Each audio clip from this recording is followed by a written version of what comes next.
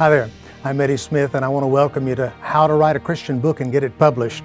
This is a seminar that I've been teaching around the country for the last couple of years, and I see it as a way of equipping saints for the work of the ministry. That's one of our roles, as you know, and hopefully I'll be able to equip you for the work of your ministry, and especially if God has called you to and you feel led and are interested in writing a book and getting it published.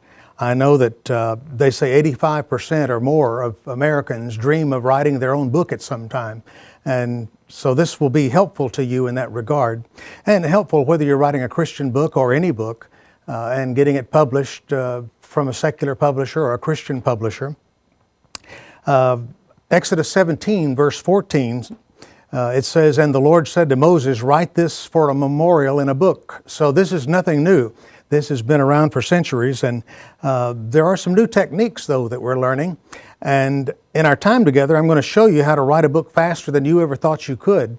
When people see it, they're actually amazed at the simplicity of it. And although I will teach from a nonfiction standpoint, because that's what I write, most of the tools that I'll present to you would be effective and applicable to fiction books if that's your genre. One of my students, a pastor from Pennsylvania, reported that this course saved him at least 1 year in writing his doctoral thesis. Actually, it's kind of funny. I met him on a charter bus going downtown Washington, D.C. for a meeting. And on the bus, we were sitting there, didn't know we were going to the same meeting. And we introduced ourselves to each other in some fashion. And he asked me what I did. And I told him I taught people how to write books. And he said, "What do you teach them?" And so I gave him a little mini lesson on the bus, and it was with that he saved 1 year in writing his book. So later, when I began to teach the seminar, he flew halfway across the country to sit in on the seminar live and get the rest of the seminar. So we're going to give it all to you and hope that it will help you. He's now, by the way, writing his thesis into a Christian book, and his idea is that he will get the book published and his thesis will begin to pay for itself. Ray Bradbury, I'm going to tell you how I write full-size books in as little as 14 to 21 days. In fact, last year I wrote 4 books, and you will be able to write quickly as well. Ray Bradbury says it's true. I wrote the first draft of Fahrenheit 451 in just 9.5 days. So he wrote a multi-million-dollar book in 9.5 days. With these strategies, you'll be able to write a chapter in 75 minutes. For those of you that are mathematically challenged, that's an hour and 15 minutes. You can write a chapter. And you can write a nonfiction book in 25 hours if you didn't stop to eat and sleep. If you can talk, you can write. In fact, if you're a good talker, you're probably going to be a good writer. If you're a good writer, you may have to unlearn a few things. I think the people that this course is hardest on are those that have been trained in writing and have taken many courses and have a set way of doing things, because I'm going to be sharing with you a whole different way of doing things. And I'll share with you how to get your book published. I have a growing bookshelf full of published books from my students, people that took the course and followed the instructions and went to the publishers or self-published their books. I'm going to talk to you about that too. Talk to you about ebooks as well as hard copy books. Now, the manual is no mere fill-in-the-blank manual. I've given you my teaching manual. So if you have printed out your manual, there's a data CD in this course, in with the materials that you got. And if you will open it up, you'll see in the data CD, you'll see the manual listed there. It'll be in a PDF fashion, a portable digital file fashion. And if you'll print that out, you'll have the same manual, the same text that I'm using, word for word. So I don't want you to be stuck with nothing to refer back to, but a bunch of blanks that you may or may not have filled in correctly. I'm giving you everything that I've got. So that should make it more valuable to you and more helpful. So you'll have the complete teaching manual with step-by-step instructions for writing and getting your book published. So when we finish teaching this, and you've listened to all of the CDs or seen all of the DVDs, you'll have the manual to go back anytime and pick up where we left off and find what you're looking for. Now the question is, why are you here? Why do you have this course, and why are you interested in taking it? And there are many answers. I'll just give you a few. You can read the rest of them there.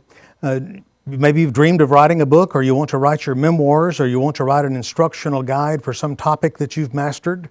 Maybe you have a theological perspective that you would like to share with others. Or maybe you want to produce a discipleship volume. I met with a lady in Illinois. She's a pastor's wife, and she created 3 years worth of training materials for women's groups. And that's why she was there. Maybe you need to produce some income, a second part-time income, or build up your savings or your house or your car. When we started out, I told my wife, if we could write a book between us, if we could write a book every year until I retire, we might have some money to retire with. And I really messed it up by writing the 4 books last year, so we're ahead of schedule now. I can relax. But the truth is, your books that you write will provide income for you, hopefully, and be part of your estate that you leave to your children. One of my best friends is in heaven right now, and he had written several books, and the books that he has written are still supporting his widow and helping support his grown son. His grown son continues to market the books that his dad wrote. And so I'm hopefully going to leave an inheritance to my children of the same, not just a spiritual inheritance, but a financial inheritance from the books that we have taken the time to write. It's interesting to me that books to me, they're like sermons or collections of sermons. Each chapter is like a specific sermon.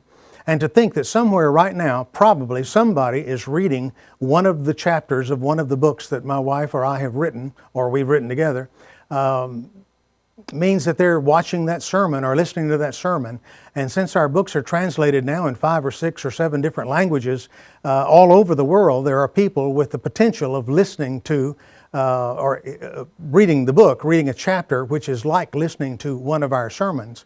And so the impact for ministry is greatly enhanced by having your own book. In fact, Alice and I have written 5 books to date. We've written 5 books each that are published, and we've written 5 books together that are published. And this book just came out this week. It's called Making Sense of Spiritual Warfare, Finding Clarity About the Combatants, the Weapons, the Precautions, the Goals, and the Victory. And C. Peter Wagner says this is the best summary of warfare we've ever had in one book. So I'm really excited about this book being released. But when one of these books come out, in fact, my wife's book, Spiritual Intimacy with God, is coming out this month too. And we both have books coming out the same month, which is the first time that's happened. But it's like giving birth to a baby when you get a new book come out. You have something that is representative of labor that you have spent time with. And it's something that's a joyful time around our house when one of our books come out. And especially when your first book comes out, it's an exciting time. Now, some of you may be thinking of writing as a career. In fact, I had a gentleman I was consulting this past week on the phone that is considering writing as his career. And he was asking me how to get started as a copywriter and how to write copy for businesses and how to write copy for the internet and how to ghostwrite. And we'll talk a little bit about those things as we go through this course. But if you're going to write as a career, understand that your first book may not be a bestseller. That comes as a shock to some people because they kind of start with the idea that their book will be a bestseller. But it rarely is. I'll give you some illustrations of how that does happen, but that's like the needle in the haystack. But the main point is to get started.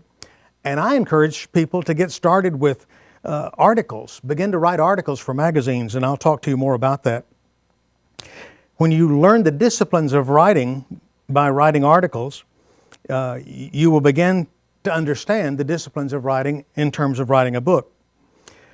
Magazine editors and e-zine, that's electronic magazines or email magazines, those editors are looking for material, and it's a wonderful place to polish your writing as you write articles. But never submit an unsolicited article. Normally, editors assign articles to writers, but if you contact the magazine, or if you look in the Christian Writers Market Guide, here's one. In the back, you'll find magazines, and it will tell you who the acquisitions editor is, and it will tell you the kinds of magazine articles they want, the links of the articles. It'll tell you how much they pay you for the article. So you want to get a Christian Writers Market Guide, and you can get it on Amazon.com. In fact, what I do is I buy the used ones because they're a year or two old, and I think I got this one for $2. The regular price is $36, $35. So the used one, people say, well, why would you get a used one? What good is that? And the answer is the data doesn't change that much in a year. So don't think that you've got to spend $35 to get one. That's my point. And in there, in the Writer's Guide, you'll find out everything you need to know about articles and where to send them and how to send them. And another good thing to do is to write query letters. I'm going to be using two words that may be new to you. So let me just give you a definition now and spell them for you. Query letter, Q-U-E-R-Y letter. Query meaning to question. And then proposal, the book proposal and the query letter. Those are two different items. The query letter comes first, the book proposal comes second, as we'll learn later in the course. But a query letter can be sent to the publisher of books. It can also be sent to the publisher of magazines. And a query letter basically is, I'm a writer, I like to write, I write articles for my pleasure and for profit, and I would like to submit articles to your magazine. Could you send me more information? And they'll send you a packet telling you the deadlines that they have, what kinds of articles they receive, and how to send it to them and how they like to receive it. Now this course could be a course on writing articles or instructional material or training, technical training, or many different kinds of ways we could go about this. But I just want to share with you what I've learned in the years that I have written, which is more than 40 years as a professional writer. Things that I wish had been shared with me 40 years ago when I started. This isn't a comprehensive course. And by the way, it's not a course like any other course you've ever taken, I assure you. In fact, I have one lady who's written 27 books, and she has attended 3 of these courses of mine. She keeps coming back and bringing friends with her. And she tells me, and I have other people tell me after each teaching, I have been to this course or that course or several courses, but I have never received from any of those courses the helpful things that I got from your course. And the reason is because I've never been to those courses and I don't know how to present what they present. But I'm not going to be bothering you with dangling participles and how to end sentences without closing with a preposition. Those kind of things I don't have a clue about. I'm going to be teaching you how to get something on paper that somebody wants to read and how to get it published. And so it's a collection, I guess, of tools and tips. We'll analyze the traditional publishing method and the non-traditional publishing methods. I'll include some newer publishing methods like audiobooks, video books, electronic books, and more. You'll learn some techniques that will help you with other creative projects like article writing and sermon preparation and Bible lesson if you're a Bible teacher. It's been said that everybody has a book in them. And I have people that question that sometimes. In fact, I was teaching about 50 people in Colorado Springs recently, and there was a man in the back, one of the back tables, and he raised his hand, and I said, yes. He said, I don't think I've got a book in me. And I said, where were you born? He said, I was born in Boston. And I said, tell me about your childhood.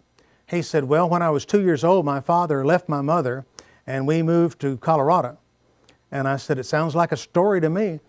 And we all laughed, and he began to tell us a little more, and we discovered that he had quite a story. And I said, how many of you would like to know more about his story? And almost every hand went up. Everybody was fascinated with his life story. So it's true. We all have a book in us. And getting that book out and getting into a position where others can benefit from it is the hard part. You've had unique experiences as an individual that I've never had, and I've had unique experiences that you've never had. And if you can tell a story, you can write a book. In fact, if you look at one of my books that I've written, you will notice that it's basically a string of stories that I've strung together with helpful information in between, because I'm a storyteller. Whoever I'm with, for any length of time, I'm telling them stories. It's just what happens when I open my mouth. And when I teach, I tell stories, and when I write, I tell stories. If you've mastered an art or become an expert at anything, you certainly have something to write about. If you've developed a successful method to do something, you have a book to write. It's possible that you could write a wildly profitable book. You can research a subject to write about. Ghostwriters do that for a living. And the author is not necessarily the writer. So let me say something just to help you understand what that means. Most of us think that the author is the writer. Authorship and writing are two different issues. Now, I have authored and written the books that I've written, except for one. I told you that I wrote 4 books last year. That was not exactly true because one of those contracts, the publisher wanted a book from us and we didn't have time to write it. And frankly, I didn't have the inclination to write it. And when we made the contract with the publisher, we settled on everything. They paid us the advanced royalties and we determined all that and got it all finished. And I said, oh, there's one other thing I want in the contract. And they said, what? I said, I want a ghostwriter. And they said, what? I said, I want a ghostwriter. And they said, you want us to hire a ghostwriter to write your book? You're a writer. And I said, I know, but I don't have time to write it. And so they hired a ghostwriter, and she was a young lady that had been working with YWAM and other ministries like that, and she was a wonderful writer, and so she ghost wrote our book. We're the authors, but she is the writer. Now, she's not mentioned in the book, I don't think, but the truth is she was paid to write it, and she did a beautiful job. Now, somebody might think that's a dishonest way to approach things, but the truth is she wrote the book using the materials, the ideas, the suggestions, and the information that we gave her. So writing is a skill. The author provides the material, the writer with his skill or her skill puts it together into a package, and that's where the book comes from. So I happen to have talked recently to the man who wrote Purpose Driven Life for Rick Warren. Well, Purpose Driven Life has sold 35 million copies. And you would think, well, when did Pastor Warren write that book? Well, he didn't write it. One of his staff members wrote it, one of his pastors wrote it, but it has his name as the author because he is the author. The material is his. This other person took that, put it together, and put it into a format that was readable and put it in the kind of fashion that people would enjoy and benefit from. And using his skill, he made the book what it is, a tremendous success. Now, the writer is not the only thing that made it a success. Rick Warren's life and his ministry and his history and his knowledge and the material that he gave the writer were all part of that success. But my point is this. When you see a book by Lee Iacocca that's, 3 number-1 best-selling books, understand that Mr. Iacocca has never written a book. He is the author of those books, and he hires writers to write them. I was watching a political show last night, and one of the political fellows that was on there was touting his new book. And it had his name, Dick Morris, but under his name it said, and in smaller letters, a lady's name. And if you know much about it, you know that she actually wrote the book. Dick Morris is the author of the book. So I hope that's clear. I do that sometimes for people. As a ghostwriter, I will write their book. And I'm not claiming to be the author of the book. I just took their material and wrote it and put it in that format because that's a skill that I have that they didn't have time to do or didn't have the skill to do. So, truth is, you can write books for people and you can also have books written for you. Now, why should you write a book? Well, few things represent democracy and our democratic life in the United States as the freedom and the personal liberty of writing our own book. You may remember the Salman Rushdie who wrote the book Against Islam, and he literally has 24-hour armed guards around him because he wrote a book that made his government unhappy. And we live in a nation where we can write freely, and we should take advantage of that. In many nations, writing and publishing are heavily restricted. As an American, you don't have to ask anybody's permission to write your book. What information do you have or know that others want or need? Everybody has a specialty. The question is, what is yours? You can read more of the details of that introduction, but the point is, begin thinking about areas where you have an expertise and things that you know that people are always coming to you to find out. That's probably where your writing should begin. If you're a good rose gardener, maybe your writing should begin with articles to magazines, to people that are gardeners. Now, writers typically write from one of 4 perspectives. I give you there the expert, the researcher, the repurposer, or the repackager. So let's look at the expert first. The expert is a person who simply knows what he's talking about. He's in a has an area of expertise that people want to know, but they don't know where to get it, and he provides it for them. And we could use rose gardening that I just mentioned as an example. You write an article or a book or a booklet on rose gardening, and you're an expert. You have learned that information. And by the way, if you write a booklet on rose gardening, just a 24 or 36 page booklet probably would sell for $9.95, $10. It would cost you less than $1 to have it printed, even with a full color cover today. You could have it printed and put together, saddle stitched, and sold in gardening shops and stores, and you would have a $9 profit per book. That's more profit than Rick Warren gets from a copy of Purpose Driven Life. When we write a book for a publisher, we get 15% of wholesale typically. It starts there at least. 15% of wholesale, which means a $9 or $10 book would be $1. 60% would be the wholesale, so you get 60 cents every time they sell a $10 book. In this case, you'd get $9 every time you sold a $10 book because you have put it in that booklet format and you printed it yourself and self-published it. So sometimes self-publishing is a much better option than even working with a traditional publisher. And we'll look more into that as we get into the course. But my point to you is that there's more than one way to do this, and sometimes knowing the ways can save you, or in this case, make you more money. And I'm going to be talking about money. I'm going to be talking about making money, how to make money, contracts, the secular side of the business of writing, and that may offend you. Sometimes people get offended when they hear ministers talk about business. But if I didn't know anything about business and didn't know anything about the money side of publishing, we would have been out of the ministry a long time ago because we wouldn't have been able to survive. And so I'm not embarrassed to talk to you about these things, and you need to know them because they will save you some heartache and perhaps save you a great amount of money if you do them right. And doing them wrong can be a disaster. I have a friend that's got a garage full of books and he owes $36,000 to a publisher, a vanity publisher, and he doesn't know what to do with the books or how to ever pay the bill. And that's all because he didn't have a course like this that would teach him how to avoid those kinds of situations. So the expert writes from his expertise. The researcher gathers information, compiles it, and produces. So a researcher may not know anything at all about his subject as he begins, but part of his work is researching and pulling that subject together. And I've done that as a ghostwriter. Topics that a minister would give me to write his book, and I didn't know anything about that topic until I began to study his notes and began to put the book together. So a researcher researches and produces from his research. A repurposer modifies existing content for a different purpose, turning one product into another.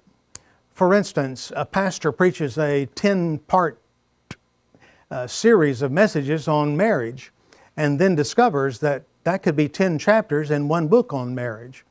And I know one pastor in Houston that I tell him every time I hear him preach, I'm thinking in terms of a book because he is so clear about what he presents, and he presents it in such an entertaining and scholarly way. You listen to it and you know when you walk out, you know exactly what he said, and you'll remember the stories forever.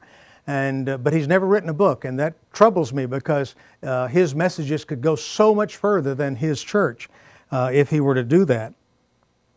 People pay more for courses than for books, and even more for coaching programs. When we get into the marketing part of it, I'll help you understand that whereas people will pay $14 or $15 for a book on a particular subject, they'll pay $97 or $127 or $197 for a course on that subject.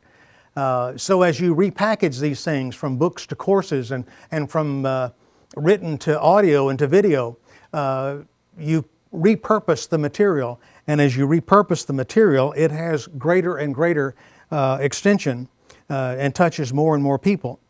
And then the repackager takes the contents and puts it into a different package. This could be yours or someone else's. However, it's important to obtain the author's express and written permission if you're going to repackage someone else's material because of the copyright laws. But let me give you a couple of examples. Public domain It means that what you're reading, no one owns the copyright to. The copyright expired and nobody renewed it, and it belongs to everybody, which means that you can produce that copy. You can take that copy and use it as it is. You can use it as your own, in fact, and you can re-copyright your version of it. We produced a book one time called God-Sized Stories, and these were stories from around the world, and we just collected the stories and put them together into a PDF file. And then we took it and read the stories and put them in an audiobook file. And so we had a printed file and an audiobook file. Then we can take that and put it into, and that was I say a printed file, it was actually a computer file. We can actually put it into a hardback file and make it a hardback book. One of my examples and experiences I put in here is a little issue called 10 Steps to Freedom. About 40 plus years ago, I had an encounter with the Lord where I discovered how to obtain greater freedom in my life from the hold that the enemy had on my life. And as I experienced that freedom, I took notes. And when I finished the process and felt like I had learned that lesson, I put those notes into something called 10 Steps to Freedom. And it was just a one-sheet piece of paper with 10 Steps to Freedom on it. And I made a few copies, and when I would counsel with somebody who needed freedom, I would give them a copy. And they would come back and say, boy, that was amazing. That really helped me. Do you have another copy? I've got a friend that needs that. So I'd give them a copy. And then preachers and ministers began to hear about it, and counselors, and they began to ask me for copies. And so I printed up a bunch of them and passed them out. 15 years ago, I had several pastors asking me for multiple copies, and so I decided, well, this is really looking pretty shabby now. I've been, for about 10 years now, I've been making these little copies, and they look awful. And so I put my 10 Steps to Freedom, word for word, into a tri-fold brochure. And it was a little nicer looking and a little easier to handle. You could stick it in your Bible. And so people were glad to get those, and we spread those out everywhere. And about 10 years ago, somebody was asking me about the 10 Steps to Freedom, and they had some questions beyond my steps. And so I decided, well, I need to go back in there and give a little more information. And so I took the 10 Steps to Freedom and I wrote in them some more data, gave some more scripture references and gave some more illustrations, and it ended up with a 24-page booklet. And the booklet was something like, I've got one here, something like the booklets that we produce in our offices in Houston. Here's one my wife produces. This one's called Dispelling the Darkness, How to Deal with Demonic Rulers. And we print this cover in our office, and the inside we print in our office, and then we staple it together and make it available to people. So my 10 Steps to Freedom was like this, and it sold for $5. And people bought it. I mean, everybody wanted it. And if they bought 12 or more copies, I let them have it for 50% discount. And still, they were paying $2.50 for it, and it cost us less than $1 to produce. And so it really supported our ministry a great deal. And we were just getting into producing materials for ministry support at that time. So one day, a couple of years ago, I got a call from one of my publishers, and they said, do you have anything you'd like to submit to us for publication? And I said, well, I've got a booklet called 10 Steps to Freedom. Would you be interested in publishing it if I were to write more into it and develop it into an actual book size? And they said, no, we don't like the title, but we do like the concept. We can retitle it. Sure, submit something to us. And so I sent a book proposal to them, and I'm going to teach you how to produce a book proposal, by the way.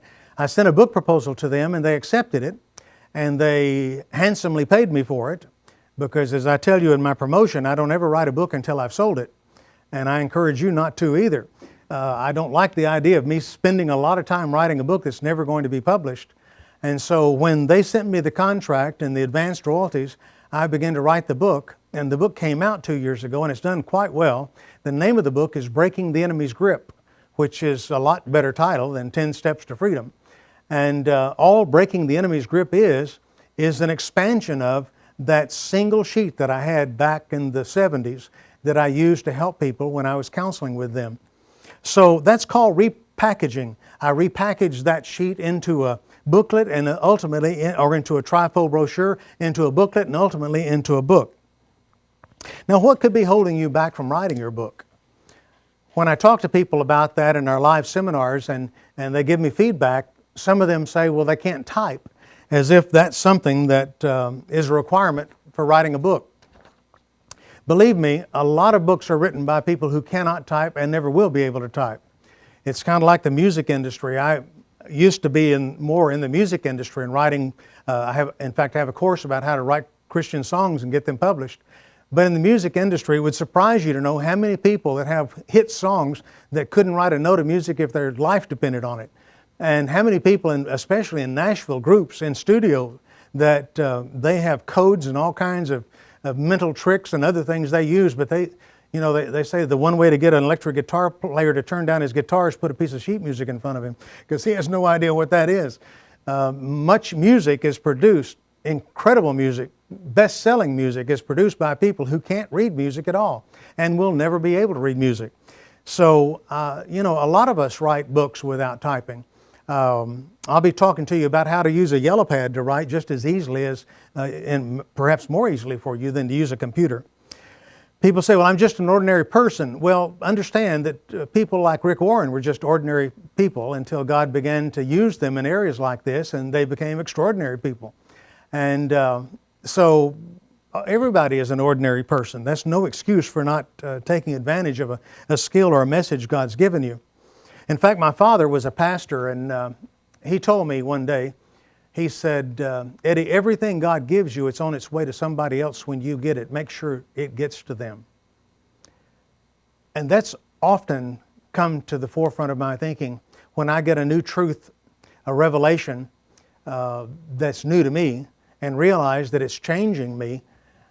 And I began to realize how important that can be, because God's giving that to me to change me, but it's on its way to somebody else when I get it. I need to make sure they get it.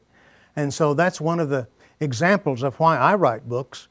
And another area is the idea of stewardship. One day I was doing something, and I got an idea for a song, and I didn't write it down, and I forgot it. And I was just crushed because I thought it was a great idea. And that day the Lord spoke so clearly to my heart, and He said, Eddie, I'm holding you accountable for every idea I give you. And that's why I always have a pen and paper near me, because when the ideas come, I want to hold myself accountable and capture that idea and make sure that it gets to where it's supposed to be. Fear of writing may be a problem for you. It's an innate fear for me, because for all those years in school, I tried to get my grades by writing something good, and I was terrible at writing for school. You know, the high school teacher that would send your theme back with all the red marks, and if I could get anything written and submitted without the red marks, but I never could, and that kind of critical response from a teacher really taught me that I couldn't write and that nobody was interested in what I had to say. But obviously I do write, and people are interested in what I have to say. So don't let those kinds of past experiences intimidate you and make you think that what you have is not worth writing. I don't ever remember making a C in English in high school. If I could have made a C in English, I would have been flying high. I made D's and C minuses and D pluses and D minuses. And when my parents both had doctor's degrees, when they said, why don't you make better grades in English? You're smarter than this. And my excuse was, what am I going to do, write books for a living? And so I didn't make the grade. My excuse was I knew I would never need it. Well, thank God for computers, because they can correct my spelling and correct my grammar. We actually have, I've got programs in my computer that do editing for me. So thank God for technology. It's made a life for me and helps make a living for me. Before I left college, I owned a publishing company. A few years later, I was editor of a Christian magazine for pastors. And a few years after that, I wrote my first book back in the early 70s. After 44 years as a writer and publisher, I have wonderful news for you. As hard as you worked to learn the rules of writing, it's now time to break them. You know, I learned that when I was taking courses in music in college. The first 2 years, we had to keep every rule of the masters in music, you know, Brahms and Beethoven and Bach and all those guys. We had to keep all those rules. The last 2 years in music in college, it was break the rules, show us your creativity, go where you want to go, do what you want to do. And those were the years that I enjoyed because I'm kind of out of the box kind of person to begin with. And so it is now. The things that you couldn't write in school, you can write now because you don't have a teacher that's going to be correcting you. So, you're not out to get a grade. You're out to produce something that will help other people and benefit them. Sharing your information with others, you become an information counselor. There are people right now that are reading parts of books that Alice and I and others have written, and they're receiving counsel from those books. And we get letters all the time. It's early in the morning here where I'm taping, and I've already gotten emails this morning from people in different parts of the world that are writing saying, I just read chapter 3 of your book and it's set me free. I've needed this for so long. I'm going to get some other copies and give them to my friends.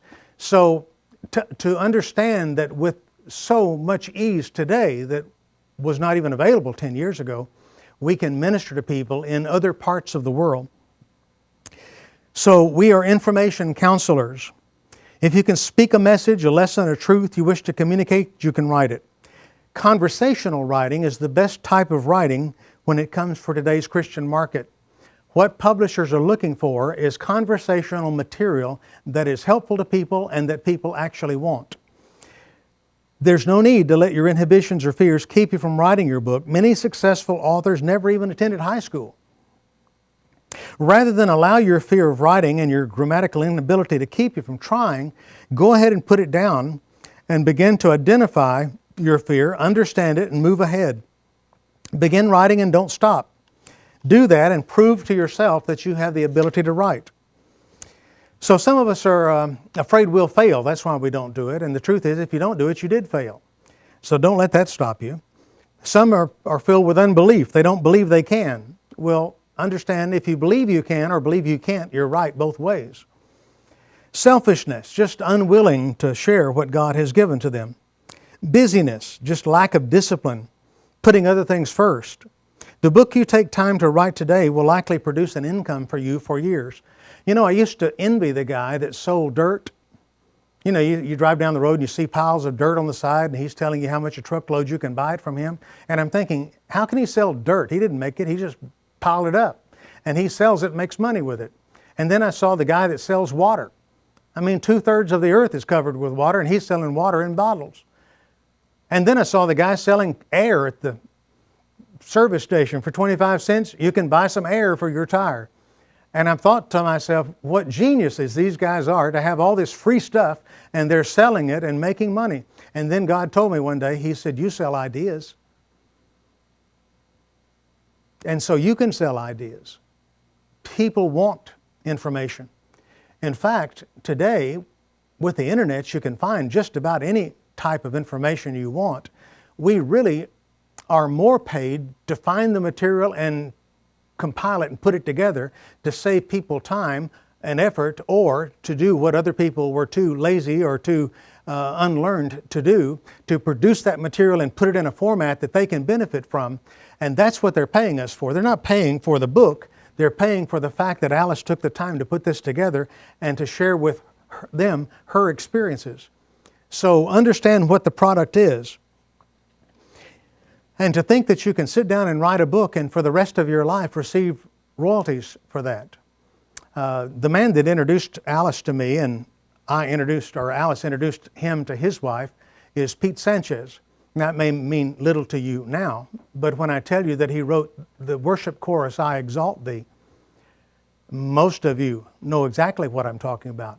He wrote that worship chorus, and just the sales from that worship chorus from the day that he wrote it until now I'm sure have been staggering. I don't have an actual figure, but it's probably been more income than what most people would make in their lifetime.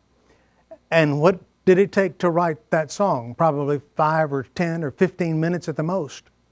But he was faithful. God gave him an idea, he captured it, and he took it and he produced it.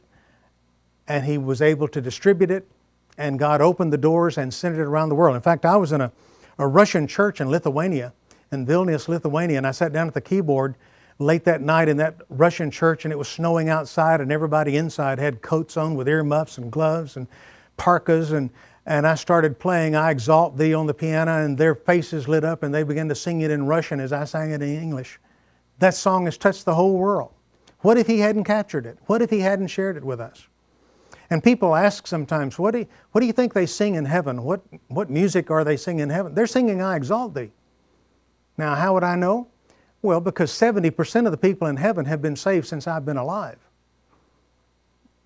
World evangelism figures have concluded that 70% of the people that have ever been born again on planet Earth have been born again since World War II. And by the way, 70% of those people have been saved in the last 12 to 15 years. Well, that song's older than that. So those people in heaven know that song. Sure, they're singing it.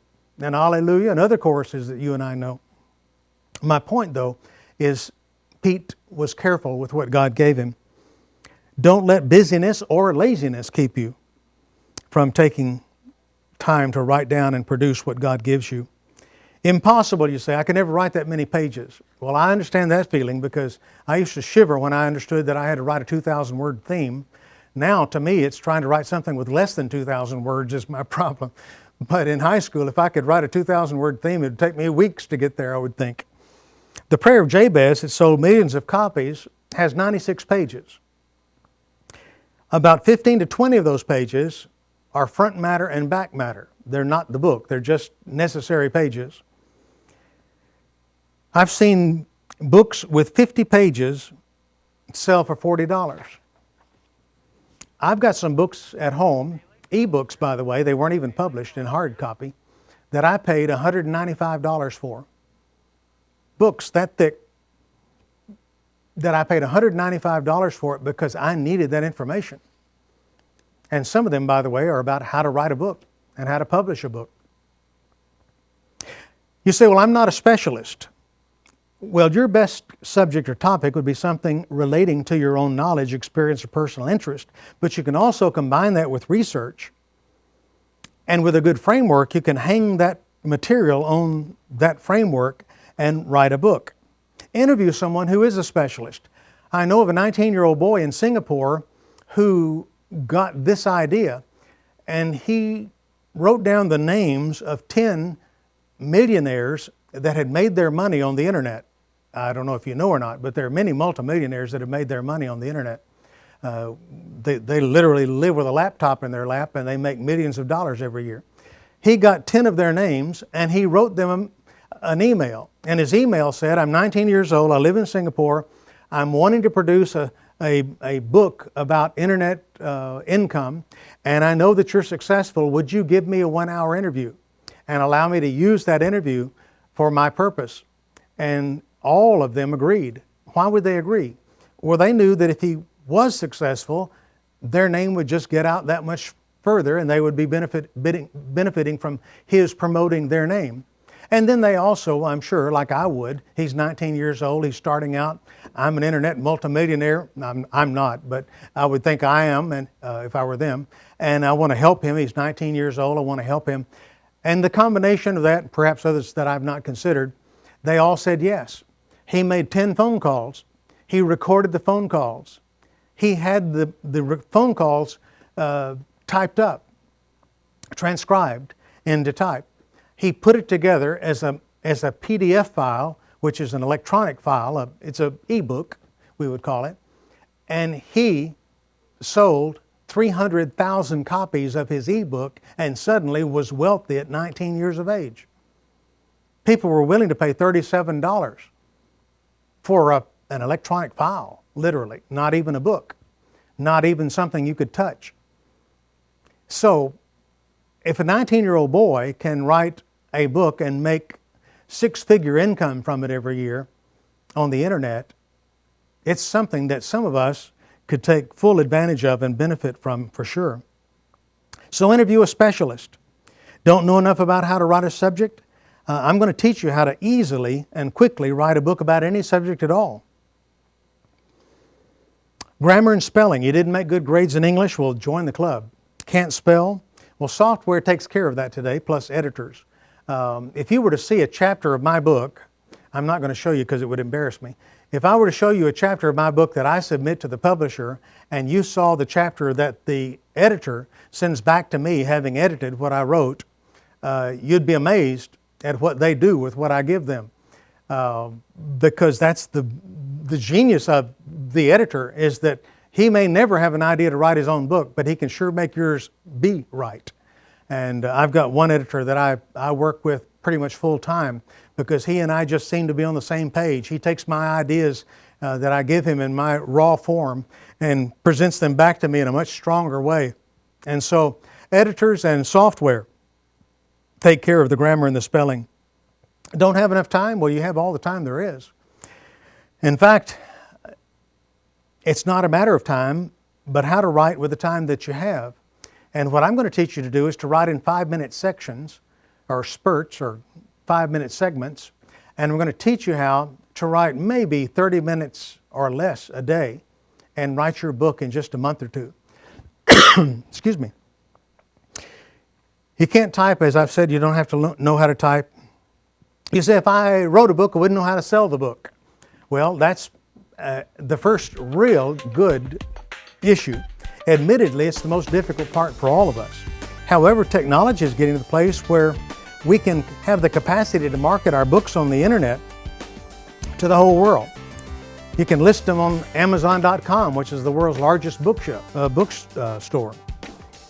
And I'm going to be sharing with you a company that I've just come into contact with that will distribute your books. Now let's go to module number 2.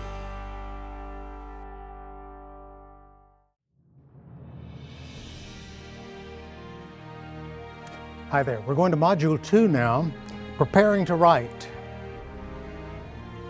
Selecting your topic. If we're going to write a book, we're going to have a topic.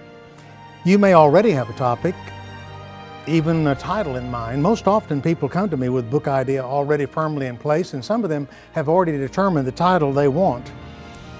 I would select a topic that it provokes emotions. Look through recent magazine articles for titles and new successful book publications. You'll find a hot theme that seems to be emerging. If you're looking for a topic, let me just give you a kind of a weird, because I told you there's nothing classical about the way I do things. I fly by the seat of my pants, and I tell people, you know, I'm not the Sears and Roebuck, I'm the mom and pop store at the corner. I'm always looking for ways to do things that won't cost me a lot of money and won't take me a lot of time, and ways to do things that most people don't ever think about.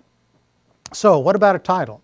Let me suggest to you that there are different kinds of magazine publications in Christian bookstores and available to Christians. One of them is Charisma Magazine. Their editor is Lee Grady, and they are in Lake Mary, Florida, which is part of Orlando. And Charisma Magazine is a good representation of the charismatic side of the church, or the charismatic Pentecostal side of the church. But there are other magazines like Christianity Today, which would represent the non-charismatic part of the church largely. Now there is some crossover for sure, but just those two magazines would be representative, the things in them would be representative of what the whole church looks like in America. Now go back through several issues of each one of them and begin to write down repetitive themes, things that they keep coming back to and dealing with. What you'll find out is there are certain things that both sides of the church, the non and the charismatic and non-charismatic sides, are interested in. And if you take those points and look at the top 10 or the top 100 selling Christian books in the United States, you'll discover that every one of those things are listed in those top books, because those are topics that people buy.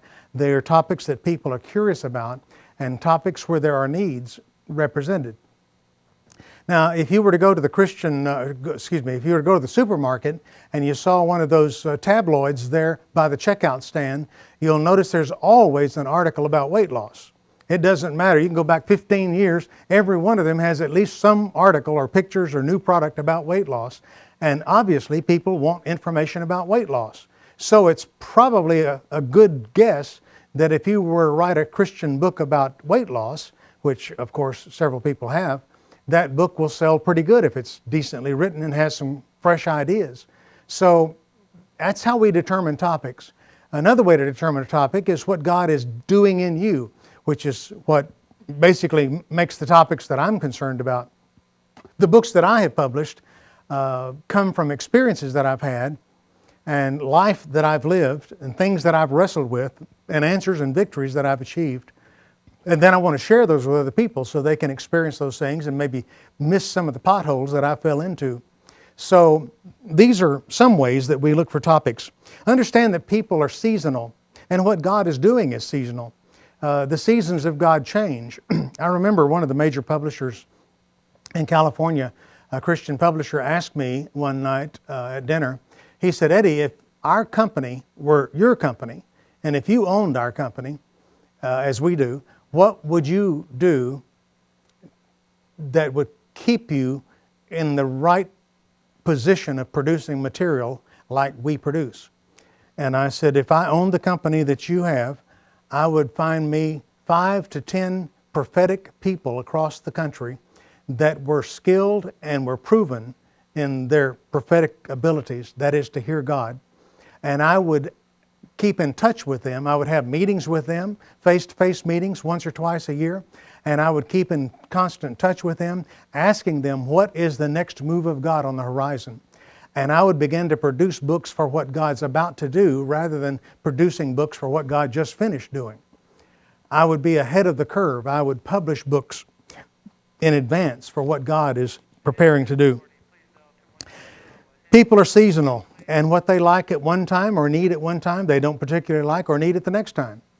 For many years I was a worship leader, and when I teach seminars on worship, I explain that every church is on a journey with God, and at any point God is dealing with that church, specifically, corporately, with an issue. It may be love, it may be forgiveness, it may be the blood of Christ, it may be the Father God. At any place, if a person is discerning, they can discern what God is dealing with that church about. And as a worship leader, I determined that my job was to know the season of our church and to produce for them or find for them or compile for them the music that would be necessary for them to sing out of their hearts things that related to that season. So when we were dealing with the fatherhood of God and He was speaking to us about His father nature, our music was around that. And then when we moved on and later we were struggling with the issue of repentance and how that we need to stay in a state of repentance, our songs were about the blood and about repentance. And when it was about celebration and praise, and that's what the Father was teaching us, then our songs were about that. I wanted to equip our people with songs and music that would enable them to encounter God where they were according to the season they were in. God deals with different issues at different times, and we should perceive what He's doing. If you're writing a Christian book, you will do best to write about something that God is currently touching. Some people write about their hobbies or their sports interests. That's an idea, especially if the book you're writing is not a Christian book. Or you can write a sports book from a Christian perspective, which would be another great idea. That's often done. One important key in selecting a topic is the issue of universality. Universality meaning how many people are interested in and need the information that you're going to present. If your subject is a tiny niche subject, there may be too few people interested, or it may be too hard to find them to make your book successful. Try to select a subject that will be of interest to the greatest number of people possible. Universality. If on the other hand you feel the need to write a book entitled The Variations of Butterfly Wings, understand that there are so few prospects for your book. In order to profit at all, you're going to charge a great deal for the book, because maybe 3 or 4 times what you would have charged, because the subject is such a niche subject. For instance, I wrote a book called Help, I'm Married to an Intercessor. And that's where I first violated this rule of universality. Because number one, there is a limited number of intercessors. Number two, there's a limited number of them that are married. Number three, most of them are women. So the book Help, I'm Married to an Intercessor would be a book for men. And men don't typically buy books like that to read. And so I really had such a niche subject that we hardly sold any books. In fact, the publisher pretty well gave up on the book at some point, and I got the book back from them and republished it, and I published it. Instead of calling it Help, I'm Married to an Intercessor, I call it Intercessors, How to Understand and Unleash Them for God's Glory. And so this is the same book with a different cover and a different title. And because I called it Intercessors, How to Understand and Unleash Them for God's Glory, not just those that are married to an intercessor would be a prospect for this book, but pastors would be a prospect for this book. People that are married to intercessors would be. Intercessors themselves buy this book. Dr. Peter Wagner, I mentioned earlier, he says this is the only book he knows about that anybody's ever written about the people that do the praying. And here I explain those crazy people called intercessors and how to get along with them, how to understand them, and how to partner with them as a pastor needs to partner with them in the ministry of the church. So this key of universality is important. You know, you could write a book about the upkeep of Corvettes, but a more universal subject for the same book might be the upkeep of sports cars. So the more universal you can make your subject, the better. The book, Purpose-Driven Life, is a completely universal subject. There isn't anybody on the planet, nobody that's breathing today on planet Earth, that does not need to know their purpose for life.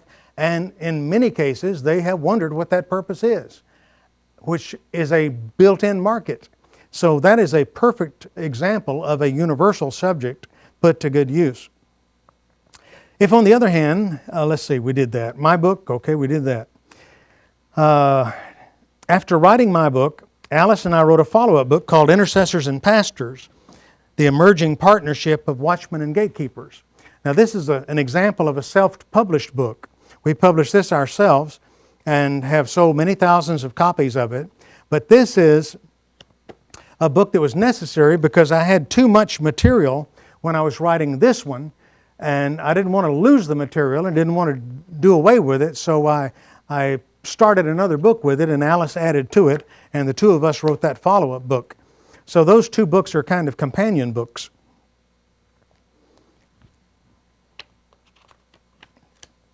At this time, we're marketing the idea of a publisher publishing a book that would be created by combining these two books. We actually have a book proposal. This is a book proposal written by my agent, Terry Whalen. And this book proposal is proposing to publishers that they take these two books and put them in one compilation and make one book of them. And we feel like it would be a much more powerful product in one book, one binding, than it is separately. And so we're still trying to pitch that to publishers and find a publisher that's interested in doing that. Bluntly put, the reader has the right to ask 3 questions about your topic. Don't be shocked. But the 3 questions are, who cares? So what? And what's in it for me? Never forget that your prospect's favorite radio station is WIIFM. What's in it for me? Everybody listens to that same station. If you don't answer this question right away and to their satisfaction, they won't buy your book. Lest you think I'm being too harsh, let me remind you that you're unconsciously asking the same questions about what you're hearing me say right now. What's in it for you? If I can't prove to you that there's something in it for you, then you will stop and you won't finish this course. You aren't here today because I'm interested in this subject. You're here today because you're interested in this subject. And when you begin to write a book, you need to answer those 3 questions. Who cares what I'm going to write about? Is there a prospect for this book? Is there a market?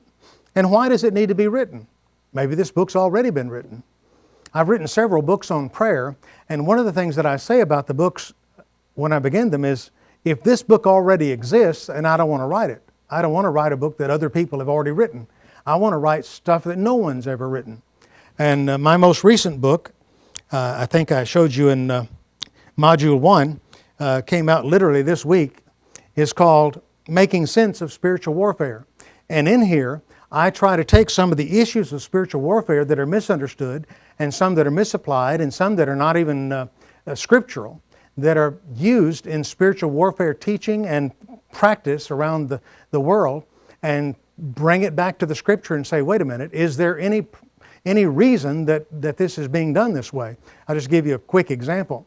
The way some people do spiritual warfare, it would give you the idea they think Satan is omnipresent. Well, Satan's not omnipresent. He can only be in one place at one time. It would give you the idea that Satan is omniscient. I tell people, I don't know if he knows my name. I doubt that he knows my name. He's got 6 billion plus people on this planet. Why would I think he knows me? But the way some people live and the way they practice spiritual warfare, you'd think that Satan's got their picture on his refrigerator at home. I mean, Satan is one place at one time. He has limited knowledge and he has limited power. He's not omnipotent. And so I take some of those things that we do and I question there. Maybe one of the most controversial things that I will take in the book, and it's not out to the public yet enough to get feedback, but I talk about pleading the blood of Jesus, which is kind of a common Christian practice of people involved in spiritual warfare. And I explained that the only people that ever pled the blood of Jesus on them were the Jews at His crucifixion, who said, let His blood be on us and our children, which was a curse. It wasn't a blessing. And so we go back and look at what does that mean, and is there any value to pleading the blood of Jesus? And if so, is there a way that we're to do that we're doing it rightly or wrongly? So to me, this book needed to be written because I'm not aware of a book that deals with these kinds of things. And so you need to think in terms of your book in the same way. Why do people need this book? How will it benefit them? I believe it can save some lives. In fact, I tell some stories, and there are people that lost their lives doing it incorrectly. Why do people decide to read a book? Well, sometimes a counselor or a friend will recommend it to them, or their pastor will. They may see an advertisement in a magazine, or they may hear an author speak at a conference. They may see it on a sales table or a bookstore shelf.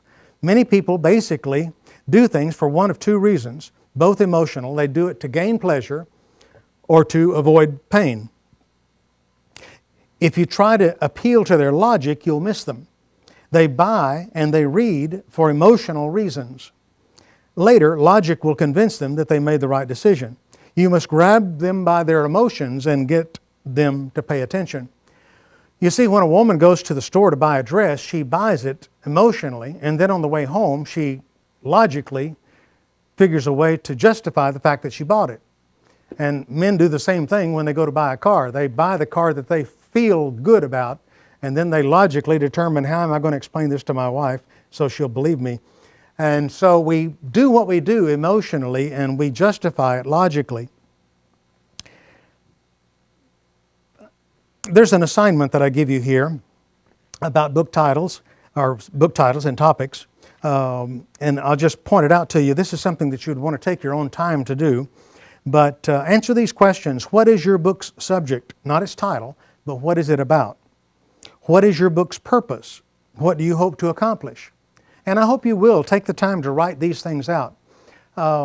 I know, having been a school teacher at one time and teaching a lot of Bible courses and teaching in conferences and such, I give people assignments like this and they just bypass it because they're smarter than I am and they don't see any reason to do this. But I assure you that if you will answer these questions and take the time to follow through with this instruction carefully and follow this advice, you'll be light years ahead of somebody who didn't. So let me just put it that way. Most people, by the way, who take this course won't bother to do this, and they won't be successful. So I encourage you to do this. Why are you writing this book? To enlighten people, to convince them, to help them, to move them, to change their lives, to comfort them, to protect them? Why does your book need to be written? What is unique about it? What is its USP? The USP is there are many different ways of saying it, but I call it the unique sales proposition. What is the USP about your book? What is different about your book than other books? What's the new slant or perspective that you're offering? What will your readers take away? Where's your market? Who will read the book? Who is it intended for? Are they looking for this information? Do they need it or want it? People buy what they need, they buy what they want, but not always do they buy what they need. And that's the hardest lesson I think I've had to learn in publishing, is that people have needs and they have wants. They spend money on their wants. They rarely spend money on what they need. I want to write books that they need. But if I'm not careful, they won't want that book and they won't buy it, and their need will never get met. When you begin to write, always keep your reader in mind. You're not only the author, but you're also the reader's advocate. And let me tell you this. It seems so obvious, but it's amazing how we violate it. You only have one reader. In fact, I've mentioned Pastor Warren's book, Purpose Driven Life. He sold 35 million copies of that book, but the book is written to one reader because you only have one reader at a time. I got a letter from an evangelist. It was an appeal letter where they write and ask for your support. It's a wonderful letter, but it said, "Dear friends," plural. Well, I'm not friends, I'm a friend. And when I was reading the letter, that was the first thing that I saw was they're writing this to a bunch of people, not to me. The truth is, they have one reader at a time, and you have one reader at a time. So don't write to groups, write to individuals. The most important skill in writing is empathy, knowing what your reader is thinking, considering your reader's most likely objections, knowing your reader's most urgent motivation, understanding the benefits your reader's looking for, to know what writing style will best suit your reader. I was telling my friend Dave yesterday that my brother, who works for 3 cities near Dallas, he does their 911 operation for 3 different cities with the same equipment and the same staff, and each of those cities save money in that, and they have a better system than they could have on their own. And one day he was writing a white paper for his website, and knowing that I write for a living, he said, "Would you read my white paper and tell me what you think, or edit it if it needs editing?" And he sent it to me. And I began to try to read it. I couldn't even read the first paragraph. It was so complicated. I had no idea what he was talking about. He was using all kinds of terminology that I've never even heard before. Internet terminology and 911 technology and phone technology. And I just sent it back to him and I said, "I can't proofread it. I can't edit it. I have no idea what you're talking about. I have a program in my computer that tells you the grade that you're writing for. You take a couple of paragraphs, put it in there, and it says you're writing for the 1st grade or the 10th grade or whatever." He was writing for postgraduate level people, people that have already graduated from college and beyond, and no wonder I couldn't read it. And I wrote him and told him, I said, "Do you realize the Wall Street Journal front page is 9th grade? And my books, the books that I write, are 7th grade. So my father gave me a lot of great wisdom. He was a pastor, and he gave me a lot of great wisdom. And I remember telling me one time, he said, "Eddie, preach to the 9-year-olds and everybody will know what you said." And it never fails. I will preach to a church or minister in a church, and I'll have parents come to me with their 8 or 9-year-old child, and they'll be telling me what they got out of it, and the little kid will look up and he'll say, "I really enjoyed it too." And the kids enjoy it. They understand. And the parents sometimes say, "My daughter, she got it all. She was just spellbound the whole time you were talking." Well, I'm talking at her level, because if I preach to the 9-year-olds, everybody else will know what I'm saying. So understand that when you write with empathy and write in a level that is representative of the style that your reader will enjoy and appreciate. As I write, I think of my reader reading my words. How will they affect him? How will they help him? Will they motivate him, move him, or lift him? Can I construct the sentences more clearly? Am I using terms that he understands? Will his takeaway, what will his takeaway be when he finishes reading this? How is this going to change him? If I were to begin a book with the sentence, "Intercessors are important to the economy of God," that would be an awful way to start a book. The sentence is completely clear to me. I know what an intercessor is, but a reader could respond, "Intercessors, what's that?" In fact, I hope you understand, an intercessor is a person who has a calling to pray. But if I were to take 100 pastors in Houston and line them up and ask them, "How many of you can give me a concise definition of the word intercessor?" Probably 40% of them would have no idea what I'm talking about. They've never even heard or used that term. So what is an intercessor, a reader could say? And what do you mean by the economy of God? Intercessors are important in the economy of, what's the economy of God? To rewrite that statement in as a reader's advocate, I would write, praying Christians are often called intercessors. Like spiritual attorneys, they intercede on behalf of other people and causes. And because God hears and answers praying people, intercessors are important to God's agenda for people and causes. Well, that's not a well-written sentence, but it's much clearer in terms of explaining to people what we're talking about.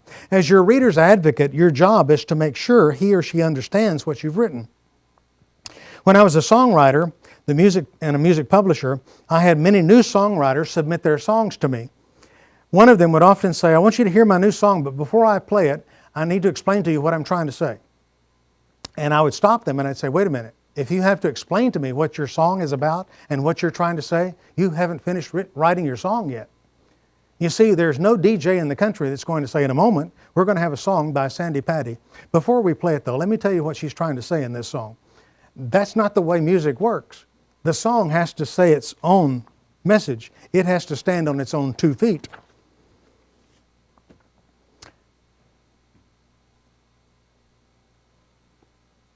It's one thing to write a book. It's another thing entirely to write one that's saleable, viable, and marketable.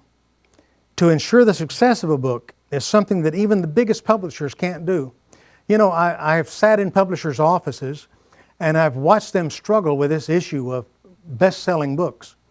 And you would think that a publisher that has 25 editors that work for them, these are people that really understand writing and the nuts and bolts of writing far better than somebody like me would know.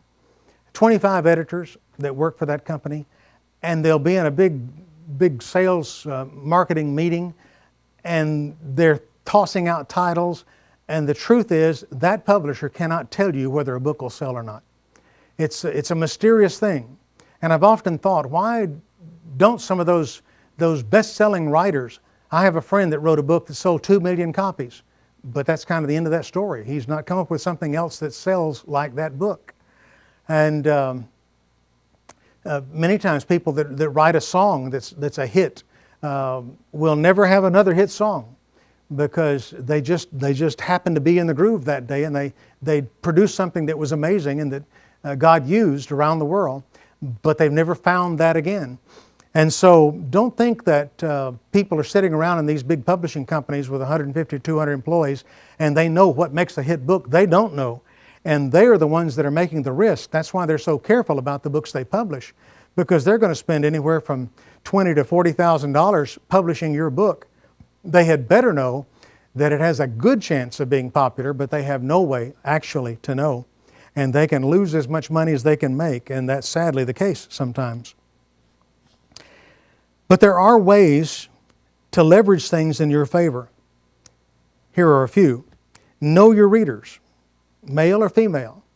If I'm writing a book that's primarily to a female audience, then I'm writing to a woman. Remember, I've only got one reader. I'm writing to a woman. How I write and how I phrase my sentences and how I speak and the things that I use for evidence to prove a point, those things have to relate to that woman that's my reader. If I'm writing to a man, it's the opposite. And of course, men and women process information differently. What age range are they?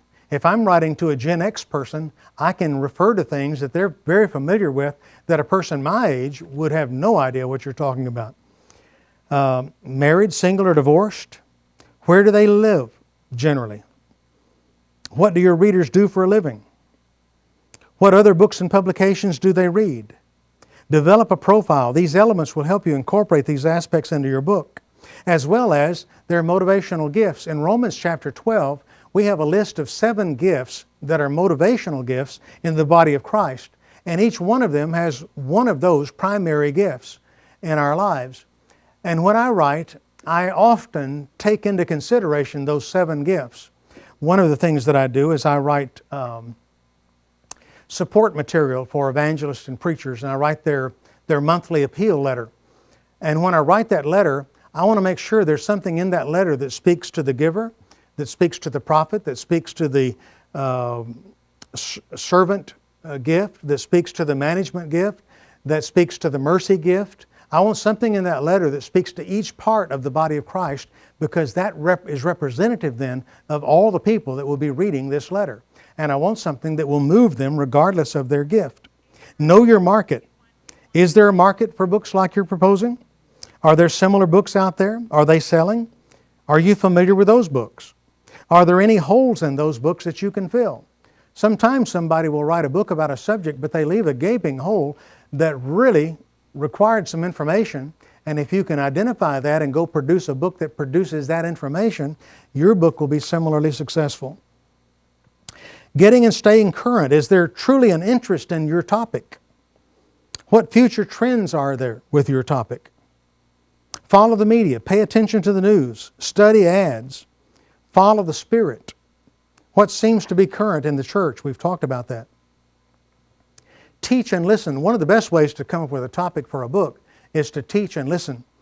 When you teach and listen, you will begin to get feedback from the people that you're teaching, and that feedback will be of great value to you, because you can know that what they're asking you about is something that others are asking as well.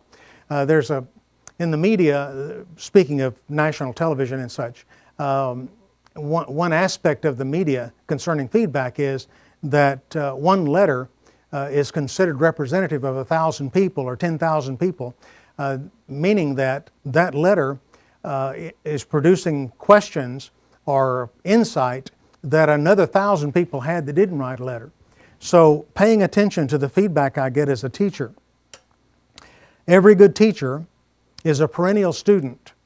When I teach people in the courses that I teach and on prayer and other things, I tell them immediately, I am not your teacher. The Holy Spirit is our teacher. I'm a fellow student. And a good teacher is a perennial student. Why do we concern ourselves with these questions? Well, we're wasting time writing books for which there's no readership.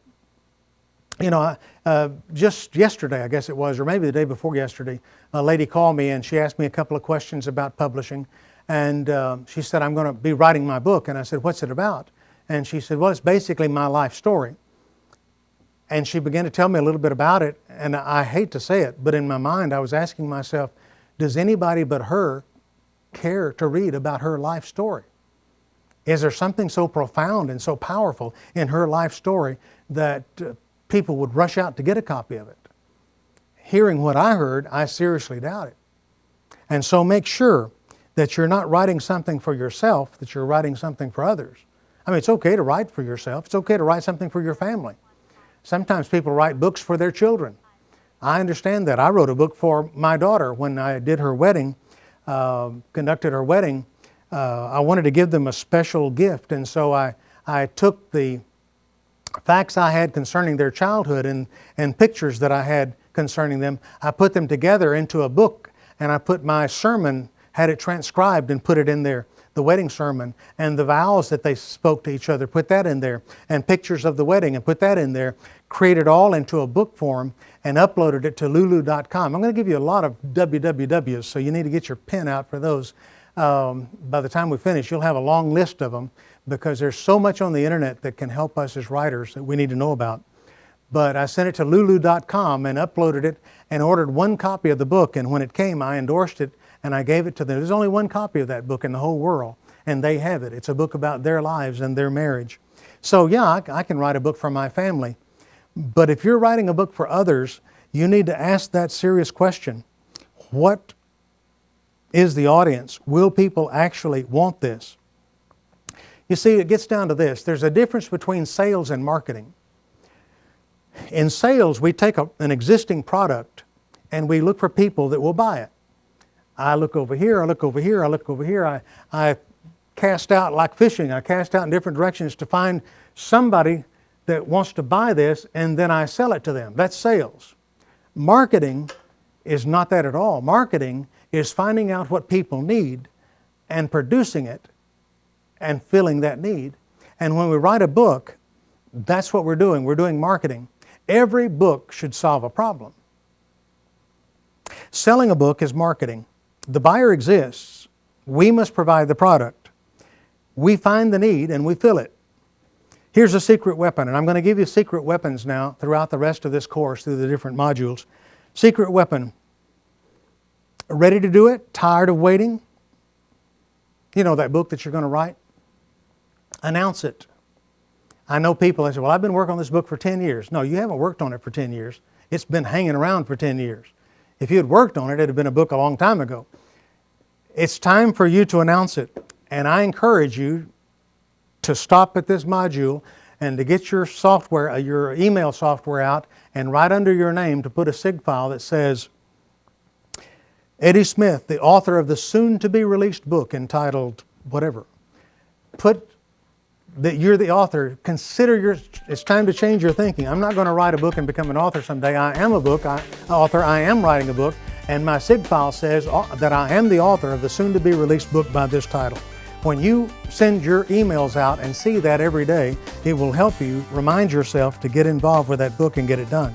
Get an expandable file box and begin to collect ideas related to that topic. Just throw them in there because they'll be helpful, and I'm going to show you later how we're going to use them when we get to module number 3. We'll take another step.